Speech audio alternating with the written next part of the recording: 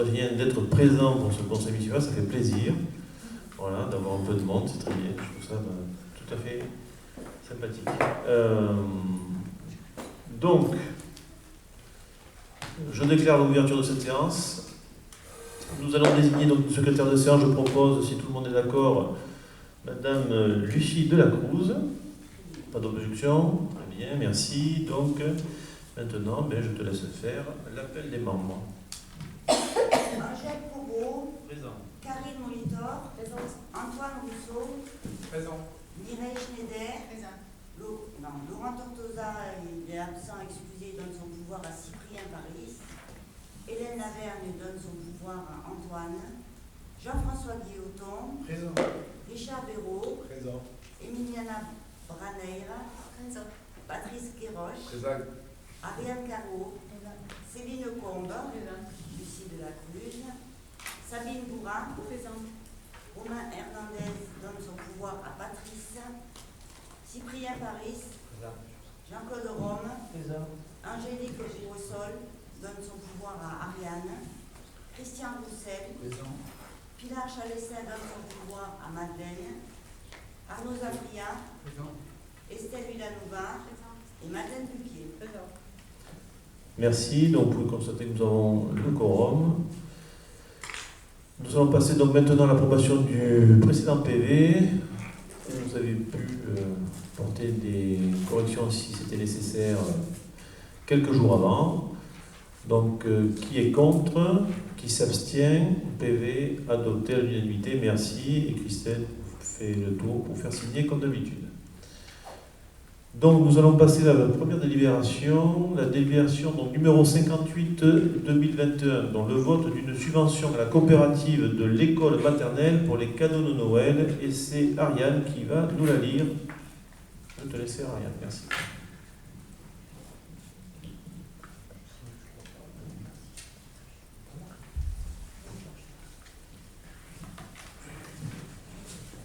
Voilà. La commune a décidé de verser une subvention à la coopérative scolaire de l'école maternelle afin de participer au financement de l'achat des cadeaux de Noël. Cette subvention est fixée à 5 € par élève. Elle sera imputée sur les crédits prévus à cet effet au budget 2021. Chapitre 65, article 65-74. Cette année, le nombre d'élèves s'élève à 91, soit 455 €. Très bien, merci. Y a-t-il des questions? Donc, s'il n'y a pas de questions, nous passons au vote. Qui est contre? Qui s'abstient? Adopté à l'unanimité. Merci. Nous passons donc à la délibération suivante. Délibération donc, numéro 59-21, vote sur les subventions de la coopérative de l'école élémentaire cette fois. Pour les cadeaux de Noël, c'est la même chose, mais pour l'école élémentaire, je te laisse, Ariane, toi. Voilà. La commune a décidé de verser une subvention à la coopérative scolaire de l'école élémentaire afin de participer au financement de l'achat du cadeau de Noël. Cette subvention est fixée à 5 € par élève.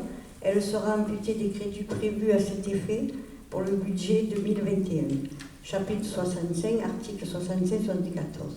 Cette année, le nombre d'élèves s'élève à 177, soit 805 €.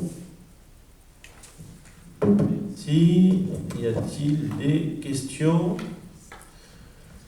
Donc, s'il n'y a pas de questions, nous passons au vote. Qui est contre? Qui s'abstient? Adopté à l'unanimité. Merci. Nous passons maintenant à la délibération numéro 60-2021, création d'un emploi non permanent pour accroissement temporaire d'activité.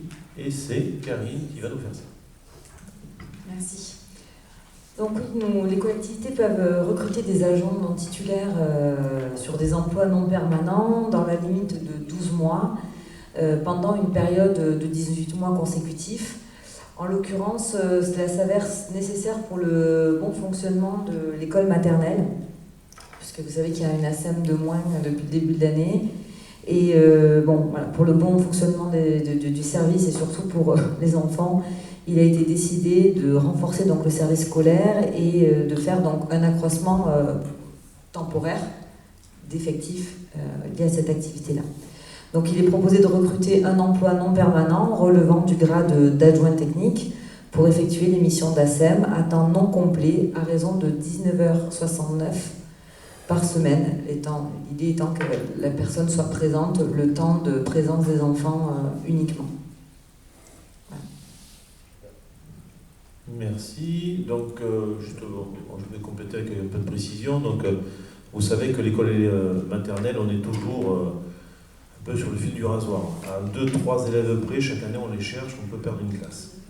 Donc, comme c'est ça en charge à la mairie de fournir des ASEM, donc nous avions 4 ASEM, il y en avait une qui va partir à la retraite incessamment sous peu. Donc, on a titularisé une personne qui faisait depuis 12 ans, quand nous sommes arrivés à SEM à temps en CDD.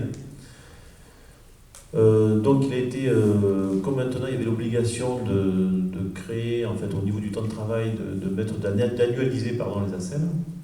Donc avec cette annualisation, on avait considéré qu'elles avaient plus de temps de travail sur la semaine, parce qu'au lieu d'avoir, finalement, la directrice de l'école maternelle, au lieu d'avoir 94 heures par semaine d'emploi, pour qu'elle puisse partager un petit peu les tâches, elle en avait 107 en enlevant une ASEM, puisque vous savez qu'il y a une ASEM qui a fait le choix de vouloir faire autre chose, et ça nous allait très bien, puisqu'il y avait un besoin à l'accueil.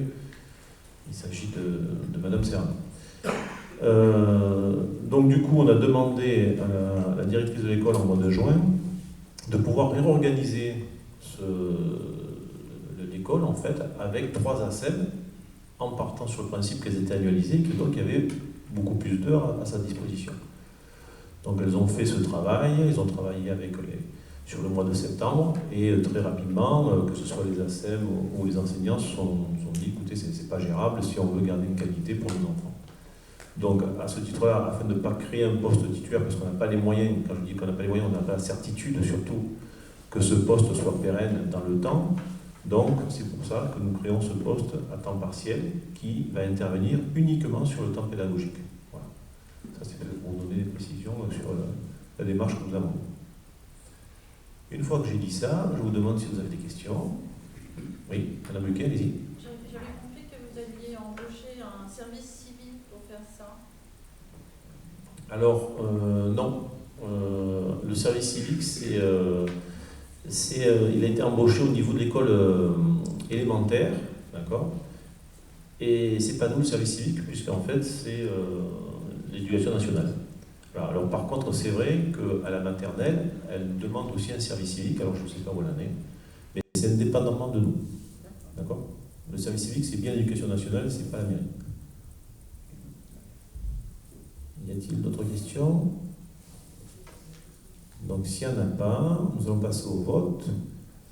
Qui est contre ? Qui s'abstient ? Adopté à l'unanimité, merci. Très bien, donc nous allons passer à la délibération suivante. La délibération donc numéro 61-2021, construction d'une nouvelle école élémentaire et d'un bâtiment regroupant halles et commerces.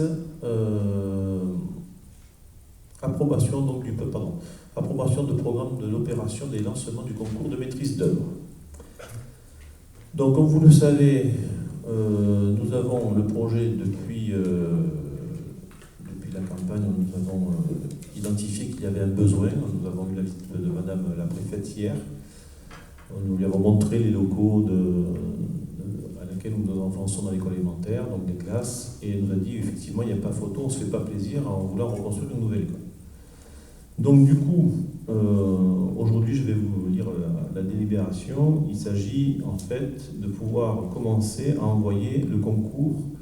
C'est pas le concours d'architecte, mais de prendre les candidatures d'architecte, puisqu'il va y avoir 2 phases. Il va y avoir une première phase, puisque là il y a une phase d'un pré-programme, donc il y a un pré-programme, donc c'est ce que je vais vous lire dans quelques instants. Il y a un pré-programme qui va devenir un programme final. Donc ce pré-programme, il est constitué depuis le début, c'est l'élu en charge des écoles, donc Angélique Roussel qui n'est pas là, qui gère les groupes projets avec les citoyens de la concertation depuis maintenant plusieurs mois, je ne sais plus, ça fait 6 ou 8 mois qu'on est dessus. Donc il y a eu un temps de remontée, et avec le cabinet qui a été retenu, il y a un pré-programme qui a été identifié, et avec ce pré-programme, on va pouvoir commencer en le validant à déterminer les candidats, donc à partir de mi-novembre normalement, les candidats qui vont pouvoir se proposer pour répondre, les architectes pour répondre, pour faire ce projet tout simplement. Et fin décembre, la commission va se réunir pour pouvoir identifier dans les 10 ou 15 personnes qui auront répondu quels sont les architectes que nous allons garder. Et ces architectes-là auront le programme final au mois de décembre pour pouvoir nous sortir quelque chose, une esquisse pour le mois de mars-avril 2022. Voilà, donc je vais commencer par lire la délibération, je prendrai vos questions juste après. Donc délibération numéro 61-2021, donc construction d'une nouvelle école élémentaire et d'un bâtiment regroupant allées commerce, approbation du programme de l'opération de lancement du concours de maîtrise d'œuvre. Pour accompagner son développement et redynamiser son centre historique, la commune d'Aubé envisage la construction d'une nouvelle école élémentaire qui remplacera l'ancienne, ainsi que d'une halle et des commerces sur un terrain situé au cœur du village, à proximité de la mairie, et dans le périmètre du château inscrit et classé au titre des monuments historiques. La commune a entrepris d'élaborer un programme d'aménagement. Un pré-programme a donc été établi qui prévoit la construction d'une école élémentaire de 7 classes à simple rez-de-chaussée avec préau et cours en lien avec l'école maternelle et la cantine scolaire pour une superficie totale estimée à 3069 m². Il est prévu également que les logements communaux et le bloc sanitaire situés dans le secteur seront démolis. La construction d'un bâtiment regroupant une halle polyvalente, couverte, des commerces de proximité, des blocs sanitaires ouverts sur le parking, ainsi que des boxes de stockage pour les 10 commerces et ou les services techniques de la mairie pour une superficie totale estimée à 1476 m². Il est à prévoir également les aménagements extérieurs et VRD, c'est-à-dire l'agrandissement du parking actuel, le traitement des accès, les réseaux divers, le réseau d'assainissement, eau, etc., et la restructuration des espaces verts. Le cabinet Gapira Ingénierie a été retenu pour définir l'étude de programmation de ces 2 bâtiments dont les travaux seront réalisés sous maîtrise d'œuvre externe désignée à l'issue d'une procédure de concours restreint. S'agissant d'un concours de maîtrise d'œuvre, un jury doit être constitué en vue de donner son avis sur les dossiers de candidature et sur les projets qui seront remis par les candidats qui auront été sélectionnés. Il est proposé au conseil municipal d'approuver le principe de cette opération pour un coût global estimatif de 6 millions d'euros hors taxes, dont 750 000 euros de VRD. D'approuver les éléments de l'étude de la pré-programmation évoquée ci-dessus, d'organiser un concours de maîtrise d'œuvre avec un rendu esquisse en limitant à 3 le nombre de candidats admis à concourir et d'attribuer une prime à chaque candidat remettant une offre conforme au règlement du concours. L'attribution de cette prime de 16 000 euros hors taxes à chaque concurrent ayant remis une offre conforme au concours. Que le jury du concours sera constitué donc par les membres de la commission d'appel d'offres de la commune d'Aubé et par des représentants de professionnels désignés par arrêté du maire, et de fixer une indemnité pour les représentants de professionnels à raison d'un forfait de 600 euros hors taxe pour leur participation au jury. Et là, je prends les questions. Vas-y. Alors nous, on trouve que le projet il est peut-être un peu démesuré, donc on est assez d'accord sur le principe de refaire une école, sur le principe aussi de construire une halle. On ne comprend pas très bien comment vous allez agrandir le parking, parce que le parking actuel du Cruz est quand même saturé les 3/4 du temps. Et on n'est pas d'accord on est d'accord pour qu'il y ait une construction de commerce, mais pas à cet endroit-là. On pense que ce n'est pas un bon endroit, parce qu'il n'y a aucune visibilité par rapport à la route, c'est en contrebas. Il y aura des problèmes certainement d'écoulement d'eau en cas de grosse pluie, etc. Donc on va s'abstenir parce qu'on n'est pas complètement d'accord avec le projet. Très bien. Tu veux que je réponde aux questions peut-être? Il n'y a pas de... Oui, il n'y a pas de question. Comment vous allez agrandir le parking? Oui, alors oui, parce que cette question-là, comment on va agrandir le parking? Alors le parking, ce qui est prévu, si on a une vue aérienne, on va dire, du parking du Cluse avec le boulodrome, on s'aperçoit assez rapidement qu'entre la Seine et le boulodrome, c'est pratiquement la moitié du parking. Donc du coup, dans l'aménagement de ce parking, la Seine actuelle, qui ne sert pas vraiment, va sauter, ainsi que le boulodrome. L'idée, c'est de déimperméabiliser tout, c'est-à-dire c'est pas de remettre du goudron. Donc de trouver un système où le parking sera perméable, non pas imperméable. Ça, c'est pour notre question éventuelle.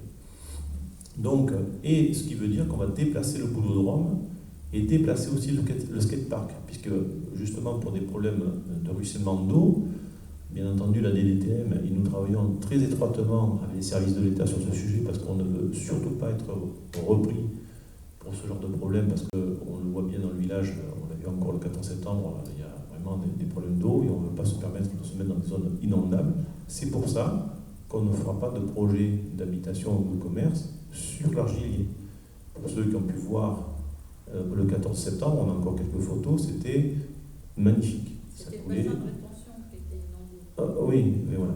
Il faudra qu'on regarde tout ça. Donc du coup, dans ce quartier-là, de l'Argilier, ce qui est prévu, c'est plutôt d'amener des infrastructures sportives. Puisque là, c'est pas d'habitation, s'il y a des terrains, etc., s'ils prennent l'eau, c'est pas bien grave. Hein, parce qu'encore une fois, l'idée de ne pas mettre des gens, de ne pas construire dans les endroits inondables, c'est surtout de protéger les populations.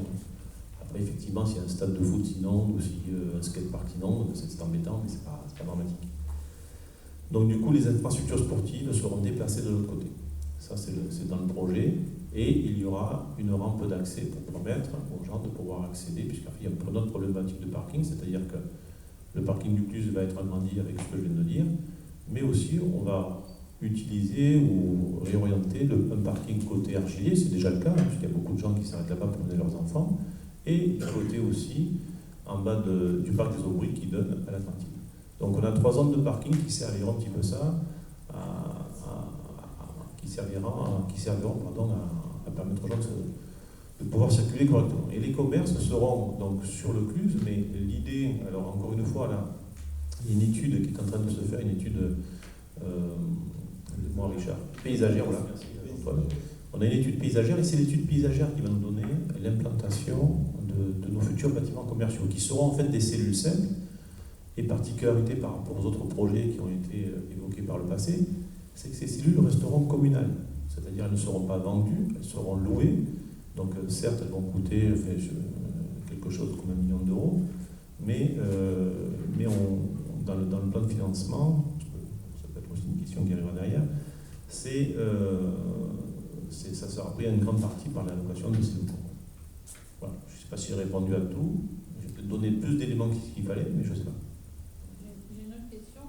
Au niveau du calendrier, vous prévoyez de faire tout en même temps ou comment ça se passe? Alors, au niveau du calendrier, grosso modo, quand on aura le retour du concours d'architectes au mois d'avril, début avril, on a encore pas mal d'éléments à faire, de voir certaines choses, notamment l'implantation sera définie, etc., la démolition, les démolitions qu'il y aura à faire sur la zone. Et si tout va bien, en mars 2023, on commencera à mettre la première pierre. Alors après, oui, l'idée c'est de faire au moins, oui, presque tout en même temps. Pourquoi? Parce qu'en fait, on s'est posé la question. On s'est dit, si on fait l'école et qu'on se dit dans 2 ans, pour être un petit peu plus prudent, on se dit on envoie les commerces, 2 ans après la construction, l'école, ça va être 18 mois de travaux. Donc d'ailleurs c'est ce qu'on a évoqué pendant le conseil d'école, c'est de dire que pendant cette période-là, pendant ces 18 mois, on va avoir toute une session scolaire qui vont vivre dans les travaux. Et donc nous, il va falloir, parce qu'une partie va manger la cour actuelle, donc il va falloir qu'on travaille avec la directrice de l'école, avec l'inspecteur d'académie qu'on a déjà rencontré, où ils ont des services qui vont pouvoir nous aider au niveau de la sécurité, parce que je vous rappelle qu'on est toujours en Vigipirate, etc., pour pouvoir permettre aux enfants de l'école de pouvoir avoir des zones de récréation. Alors on ne sait pas trop, ça sont des choses, il y a vraiment du travail en amont qui va être fait à ce niveau-là, qui va beaucoup nous occuper. Et on s'est dit, si on envoie l'école et qu'on n'envoie pas les commerces, ça veut dire qu'on a 18 mois de travaux pour l'école, avec la problématique parking, camion, etc. Et on va avoir encore, peut-être, pas autant, au moins 10 mois ou 15 mois pour les commerces. En envoyant tout en même temps, ça nous permet de régler ce problème. C'est vrai, pendant 2 ans, pratiquement, le village va être en travaux dans cette zone-là. Mais au moins, on aura fini. Au moins tout ce qui est VRD, les réseaux, l'implantation. Et après, on peut envoyer les bâtiments juste après. Mais ce n'est pas les bâtiments le plus contraignant, parce que les bâtiments commerciaux, encore une fois, c'est des cellules, c'est pas très compliqué à faire. Par contre, ce qui est embêtant, c'est toute la zone parking, la zone des VRD, encore une fois, les réseaux d'eau, le réseau d'assainissement, etc. Donc oui, on va essayer, dans la mesure du possible, de tout envoyer en même temps. Et le plan de financement que vous avez prévu?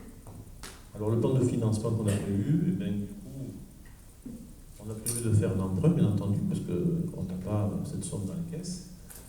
Donc comme la commune n'a pas un endettement très fort, donc on est tout à fait, ça sera tout à fait correct. Et donc là, je vais te passer la parole. On en reparlera du plan de financement, mais c'est vrai qu'aujourd'hui on est sur un pré-programme, donc c'est les premiers chiffres, les premiers chiffrages, on est sur un volet haut, le programme après va être finalisé. C'est ce que nous disent les spécialistes, en l'occurrence, je ne suis pas experte, mais je fais confiance aux gens qu'on paye. Donc c'est un pré-programme. Après il y a un appel d'offres qui fait que généralement, comme on est sur une version haute, l'appel d'offres fait qu'on diminue un petit peu le tarif, mais on va dire qu'on est sur ça. Là on va commencer, on a pris contact avec Christian, avec des banques, donc on va commencer à rencontrer les banques, parce qu'on a déjà aussi un plan de financement à avoir sur l'eau, puisqu'il y a la canalisation de refoulement qui va être faite dans les prochains mois. Mais ça va être globalement, donc il y a aussi un emprunt, c'est évident, et il y aura aussi des subventions qui vont être demandées, d'où la visite de la préfète hier. Une visite était orientée, puisqu'on compte sur elle et sur toutes les aides qu'on peut avoir, donc de la préfecture et de l'État, via la préfecture, et une subvention qui s'appelle la DETR.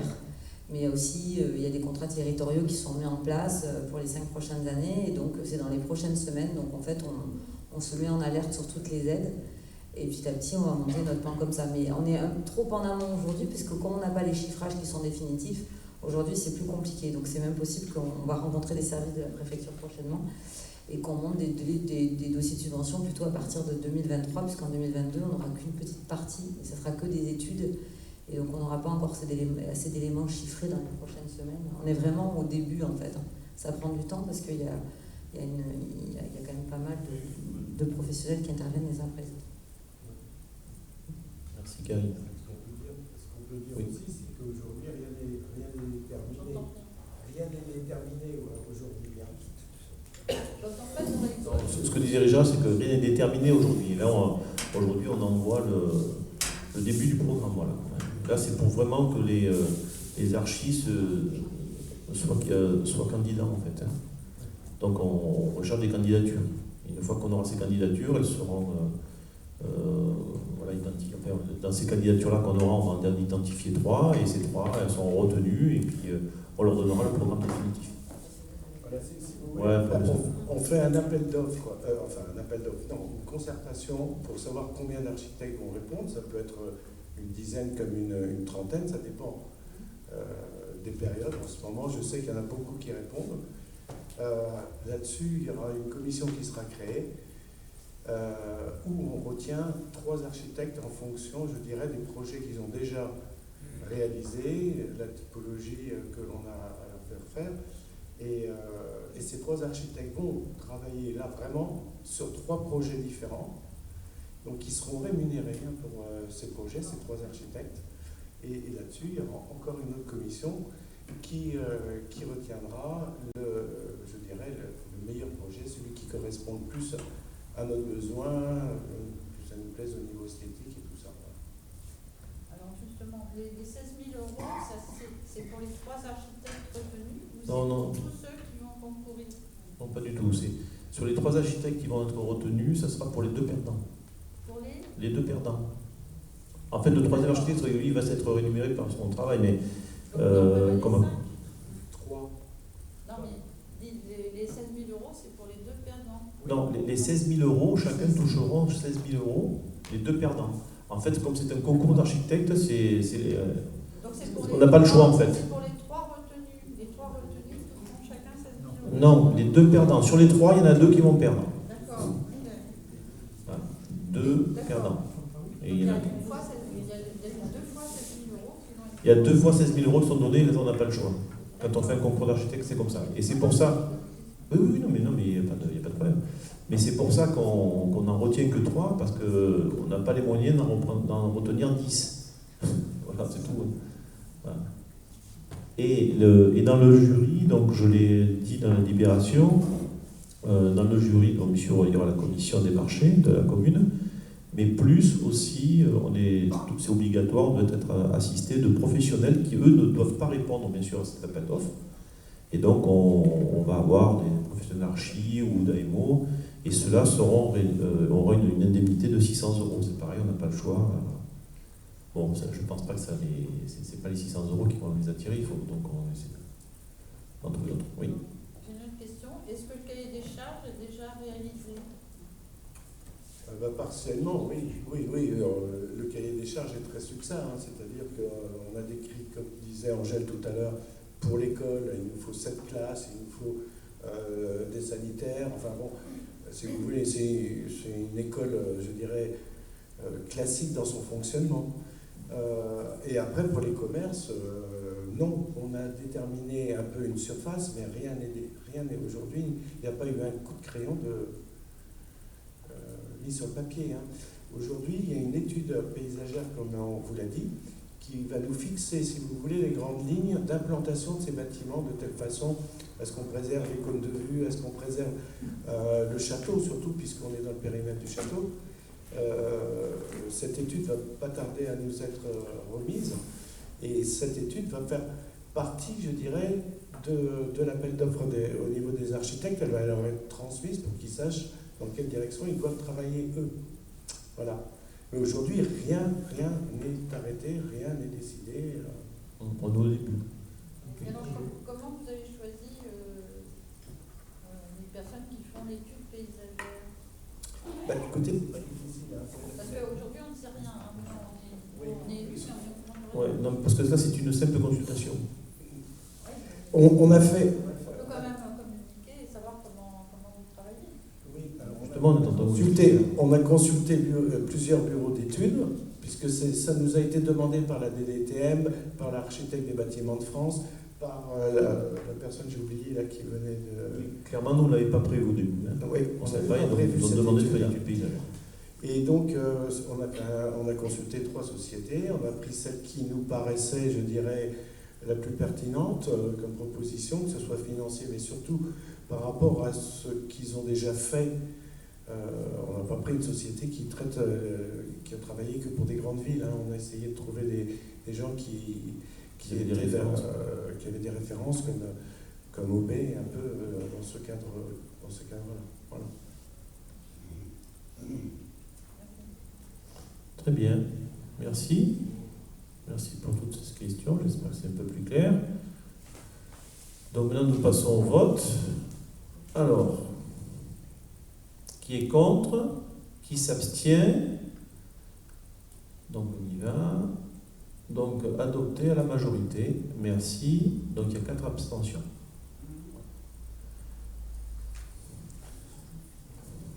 Donc, l'ordre du jour étant épuisé, je vous annonce que le conseil municipal est terminé. Merci à vous toutes et à vous tous.